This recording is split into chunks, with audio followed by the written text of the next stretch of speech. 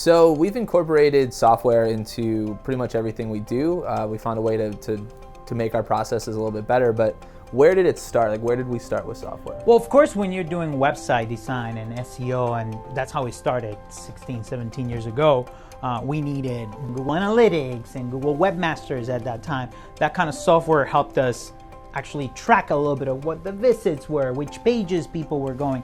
Now, years later, we got into HubSpot, which actually allowed us to start tracking not just the visits to the website, but also understand which of those visits become leads, potential customers, right? And then which of those leads actually become customers, which allows us to actually measure success on the efforts that we're doing from the marketing and the sales side of things. So software is actually allowing us to measure success and then decide what's working, what's not working, and do more of the stuff that's working over time.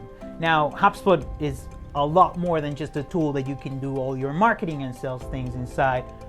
It became a platform, right? So HubSpot allows you to find software that can actually help you with specific needs, and you can keep adding layers of complexity to the marketing activities that we're doing. So do you want to share a little bit of how we are choosing these different tools in a place where you can actually integrate with 300 of them, right? So in the past, we were using all these different types of tools. We were using HubSpot, use WordPress to host your website, maybe use MailChimp, and a lot of companies are still doing that. And I think that like HubSpot is that one platform that allows you to kind of do all that stuff. Like you said, you can layer all these different things on top of it, but being able to have one tool that you can manage all those marketing and sales processes is very helpful. And I think that like for us, it's really important to think about what software will help us make our processes better. So whether it's from the website design side, whether it's from the SEO side, whether it's from the video production side, like and the video marketing side, like what are the tools that'll take that to the next level and make us better at what we do? Yeah, is it adding value to what we're doing for our customers? Is it adding value to your marketing efforts, your sales efforts? So if you're adding Wistia to it for the video marketing side, what is it doing? It allows you to track how many people are watching the video, which parts of the video. So then that allows us to optimize the video efforts. That's how we actually choose software, is by defining that value that is added to what we do. In the end, we're a very lean agency, and we're always trying to save time and money, which turns into savings for our customers too. So finding something that adds value without people, right?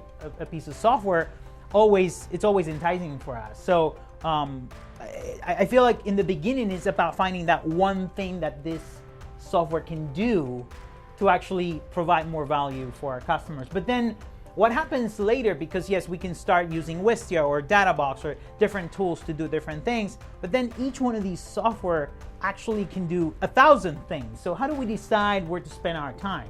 Like you said, like priority one for us is, does it integrate with HubSpot when we're evaluating software? And then the next step is deciding what are the 3 things that we can do with this software to help us improve on the processes that we already created, or what's the opportunities that we can take from it too.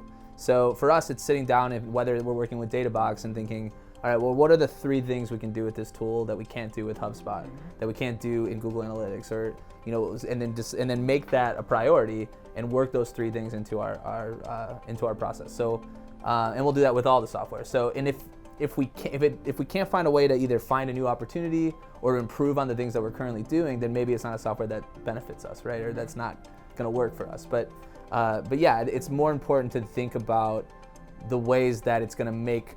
I think it's going to save you time, right? It's going to save you money. It's going to save your clients money, and then also kind of like elevate what we're doing. Exactly. Kind of like get better at everything we're doing. So as first is it integrating with the HubSpot platform? That's very important. Number 2 is finding that one thing that we can make it work, that makes it worthwhile exploring this piece of software. And then once we're using it, is finding those 3 things that we can actually focus on, so we can make it happen. Now, a lot of people ask us what software do we use, and we actually created a blog with the top 10 HubSpot integrations that we use. And I'm going to name them all.